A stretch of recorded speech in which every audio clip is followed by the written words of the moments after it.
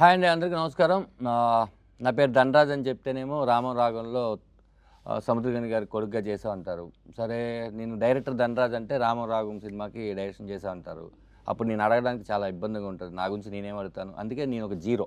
Okay, ఒక జీరోగా నేను వాళ్ళిద్దరిని మొత్తం తెలుసుకోవాలనుకుంటున్నాను. ఈ సినిమా గురించి అలా అడుగుతాను. ఓకేనా? హాయ్ పృథ్వీ. హాయ్. ఆయనే. సరే, నేను చాలా ఇంటర్వ్యూల్లో చూశాను. అవన్నీ నేను కెలకదలుచుకోలేదు, అడగదలుచుకోలేదు. కొన్ని కోట్లు ఉంటాయి, అంటే అది 1 నుంచి 10 కోట్ల మధ్యలో ఈ సినిమాకి ఎన్నో కోట్లు అయి ఉంటాయి. ఆ సంఖ్య కూడా చెప్పు.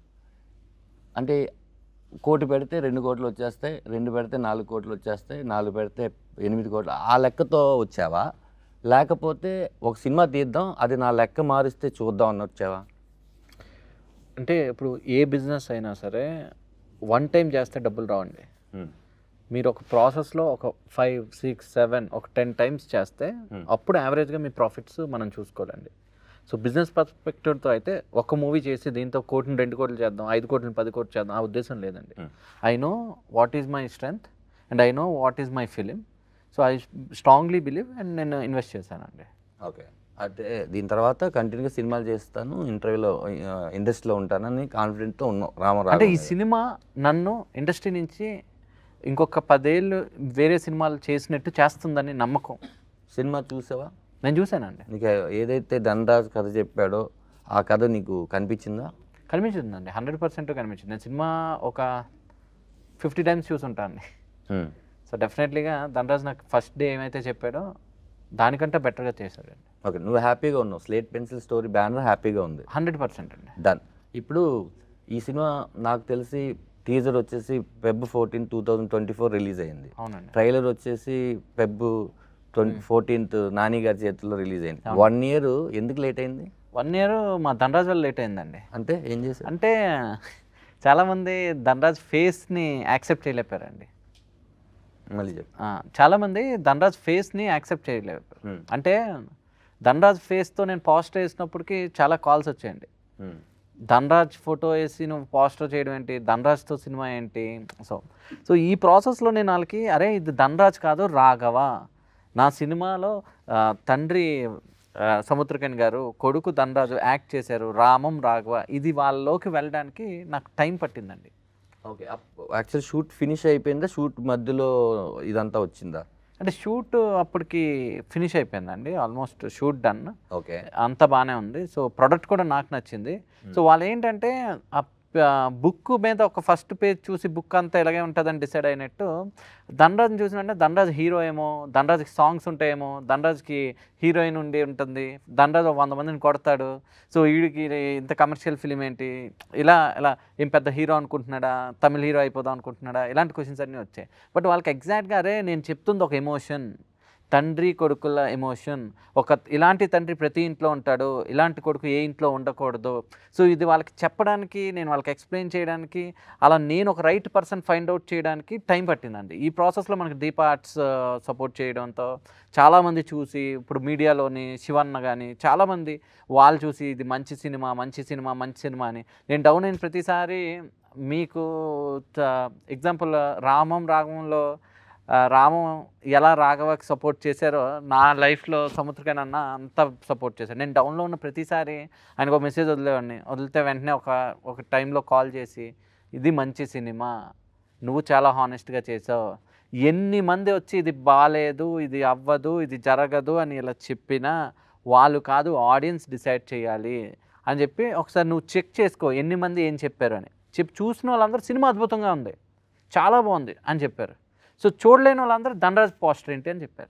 సో అలాంటి వాళ్ళు కూడా ఒకసారి సినిమా చూపించాక ఎస్ నీ డెసిషన్ కరెక్ట్, ఈ కొడుకుగా, ఈ యూజ్లెస్ సన్గా ఈ క్యారెక్టర్ ధనరాజ్ కరెక్ట్గా చేశాడని చెప్పారు. ఇప్పుడు రేపు ఆడియన్స్ కూడా అదే చెప్తాడని నాకు నమ్మకం. సూపర్. అయితే అన్న, చాలా సినిమాలు చాలామంది మీ మీద నాకు తెలిసి నేను విన్న కంప్లైంట్స్ ఉన్నాయన్న.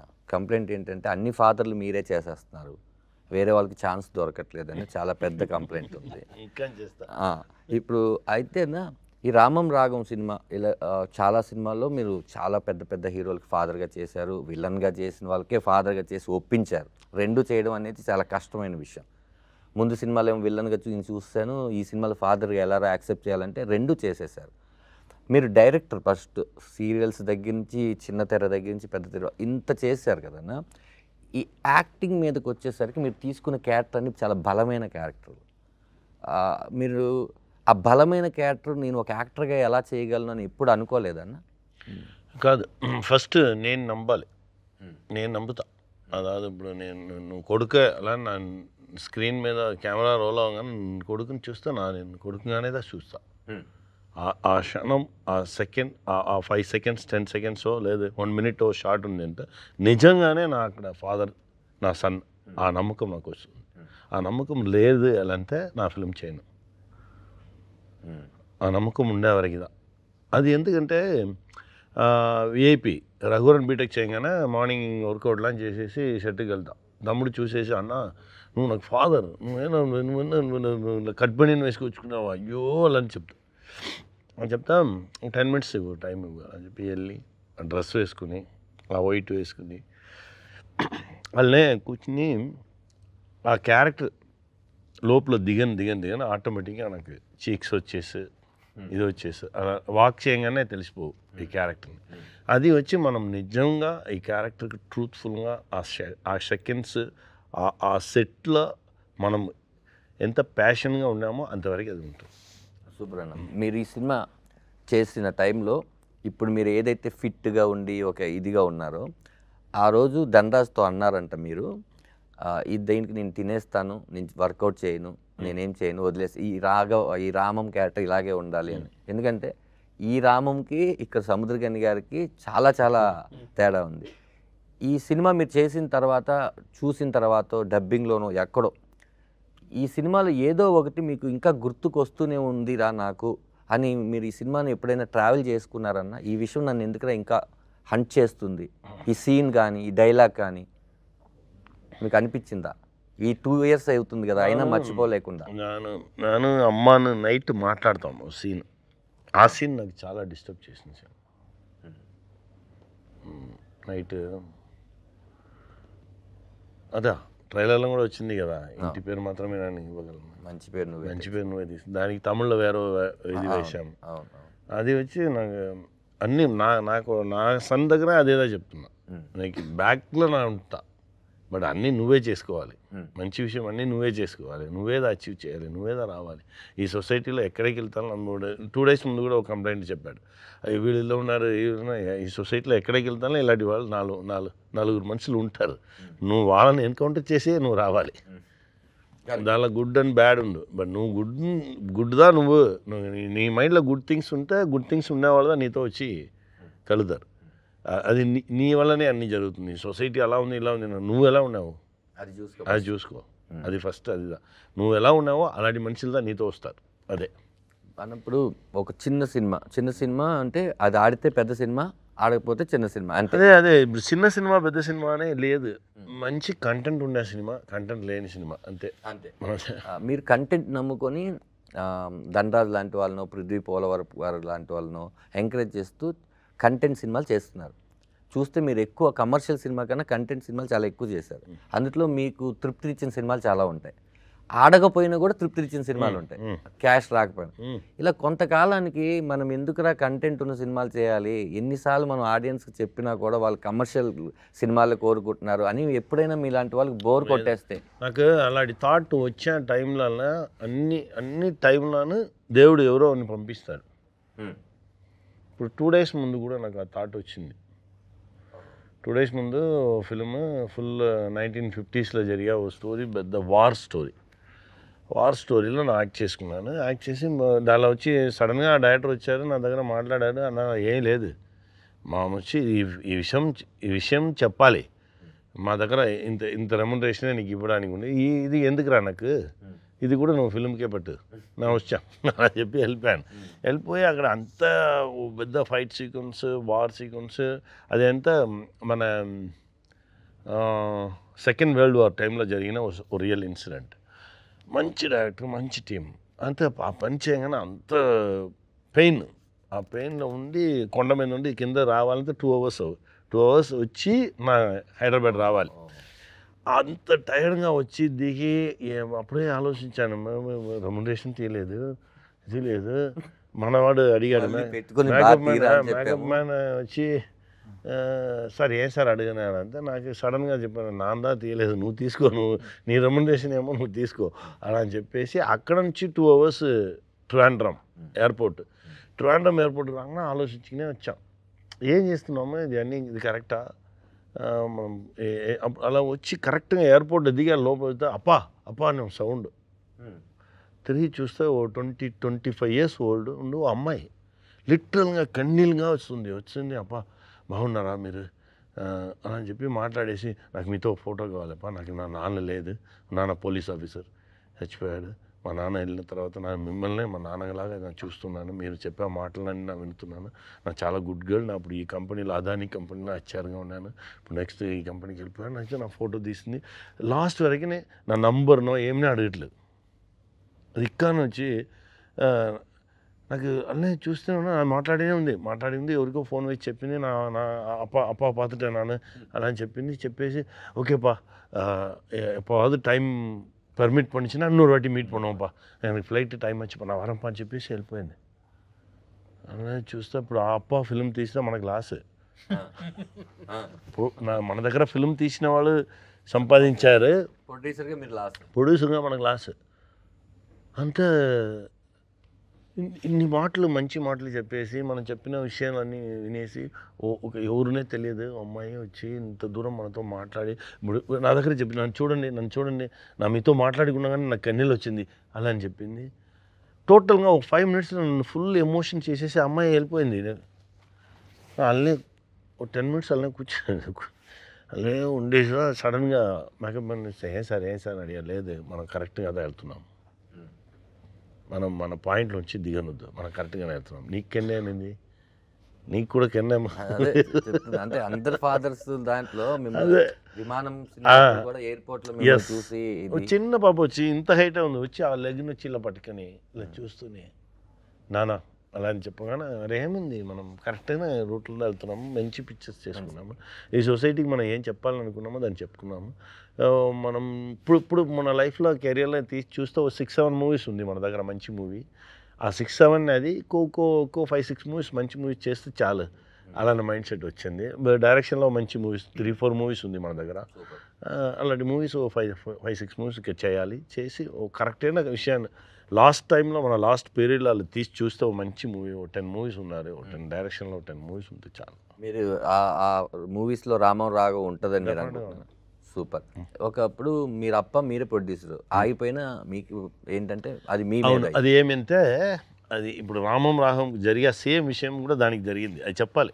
సడన్గా వన్ డే వచ్చి చెప్పాడు, సముద్రంగా నేను యాక్ట్ చేసుకున్నాను చెప్పాను, అంతే ఎవరు తీయలేదు, తీయర్రా ఎవరు తీస్తారు, లేదా అన్న వచ్చి మీ అన్న వచ్చి పెద్ద హీరోలతో యాక్ట్ చేస్తే మీ అన్న ఓకే, మీ అన్న సెపరేట్గా ఉన్నాడు, మీ అన్నతో ధనరాజుతో మీ అన్నను ఉంటే మా రెస్పెక్ట్ ఇవ్వము అంటే అది ఇవ్వరు. బిజినెస్ ఫ్యాక్టర్లు నానే చెప్పాను, నువ్వు ఎందుకు అలపై అడిగావు, ఇవ్వరు.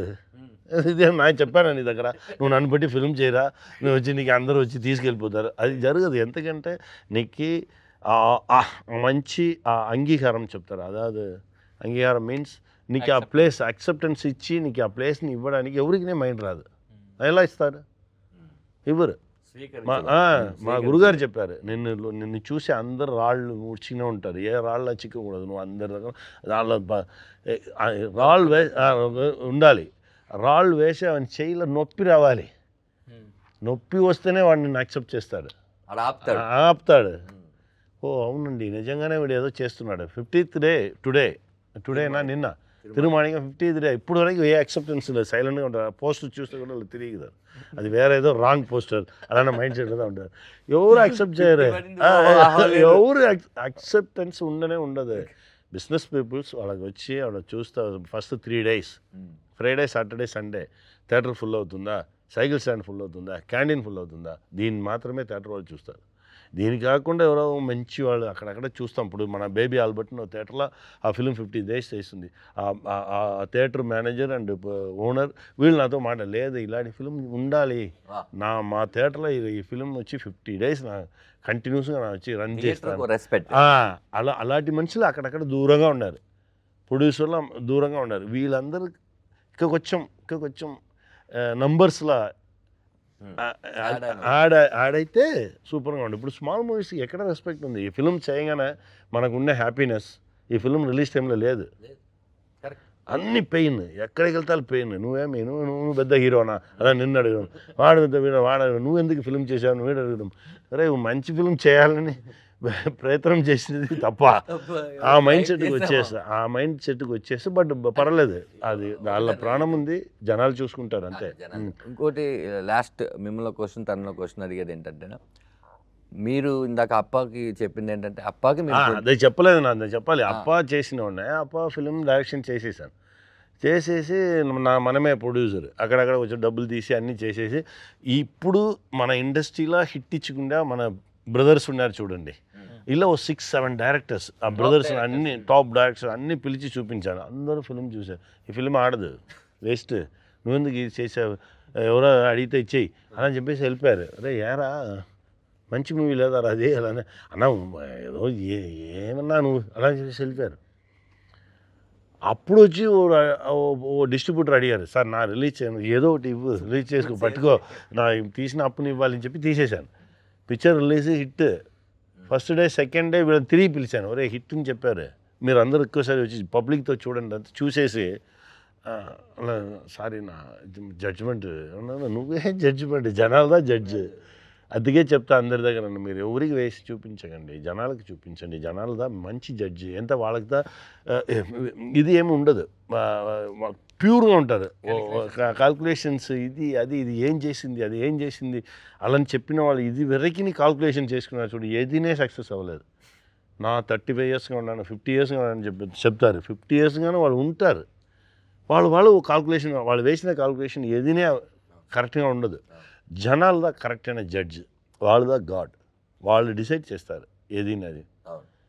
ఇప్పుడు డెఫినెట్గా ఆ గాడ్స్ని నమ్మి మనం వస్తున్నాము, చూద్దాం. అంటే మనమే కాదన్నా చాలా మంది అలా నమ్ముకొని సక్సెస్ అయిన వాళ్ళే డెఫినెట్గా ఉన్నారు. వాళ్ళు ఆడియన్స్ కూడా మంచి సినిమా వస్తే ఇది మేము చూడమని ఎప్పుడు చెప్పలేదు, కాబట్టి ఈ సినిమాకి ఆడియన్సే గాడ్. లాస్ట్గా రామం రాగం సముద్రకన్య అన్న ఎక్స్పీరియన్సెస్ మనకి అదే ఈ సినిమాకి ఎంతో ఉపయోగపడింది. అలాగే నీ పెయిన్ కూడా ధనరాజుకు తెలుసు, ఆడియన్కి తెలుసు, సముద్రకన్యకు తెలుసు. February 21కి నీ డబ్బులతో పాటు ఇంకా బోల్డ్ అని డబ్బులు, పేరు, మర్యాద, రెస్పెక్ట్ అన్నీ వచ్చి ఇంకా చాలామంది నువ్వు ఎంకరేజ్ చేస్తూ నువ్వు కూడా త్వరలో డైరెక్షన్ చేయాలి అని మనస్ఫూర్తిగా కోరుకుంటున్నాను. Thank you so much. 21వ తారీఖు నేను మీరు అందరం రామరాగం థియేటర్లో కలుద్దాం. Thank you.